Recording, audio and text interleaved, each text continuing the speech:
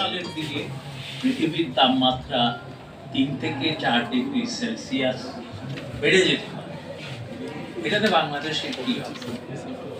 এই বছর আপনারা দেখেছেন গত কয়েকদিন আগে ঢাকায় তাপমাত্রা 35 থেকে টেম্পারেচার খুব বেশি। আবহাওয়াকে আপনার ফোরকাস্টিং করা যাচ্ছে। এবার যে শক্তি সাইক্লোনটা হলো, এটা প্রচুর বৃষ্টি হয়েছে উপকূলীয় এলাকায়, এবং আমরা যারা রেগুলারলি এটাকে মনিটর করে আমাদের পক্ষে ডিফিকাল্ট ছিল এটা।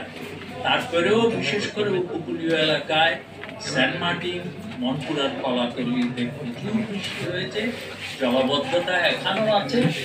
অমাবস্যা সময় গত কয়েকদিন প্রচুর জলোচ্ছ্বাস হয়েছে। সো আমি সেদিকে যাব না। আজকে খুব ছোট আলোচনায় আমি প্লাস্টিকে আমার আলোচনাটাকে সীমাবদ্ধ রাখতে চাই। আমি রাতকে ক্যাপসকে অনেক ধন্যবাদ, কৃতজ্ঞতা জানাই এটা সংগঠিত করার জন্য। এরাদের প্রতি আমাদের একটা দুর্বলতা আছে, অনেক প্রতিকূলতা এবং অনেক নিপীড়নের মধ্যেও বাংলাদেশের বৃহত্তম নেটওয়ার্ক, যারা একটা বৈষম্যহীন সমাজ, সমতাকে বিশ্বাস করে এবং তারা এখনো টিকে আছে, টিকে থাকে।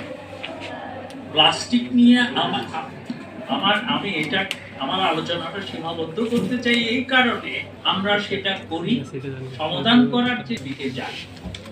প্লাস্টিকের ক্ষেত্রে এই বিষয়টা খুব সমাধিক সত্য।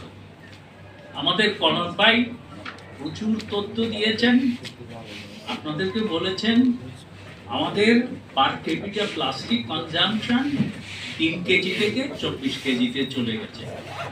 একটু চোখ বন্ধ করে চিন্তা করেন, ঢাকা শহরে 800 টন আপনি প্লাস্টিক বর্জন করতেছেন।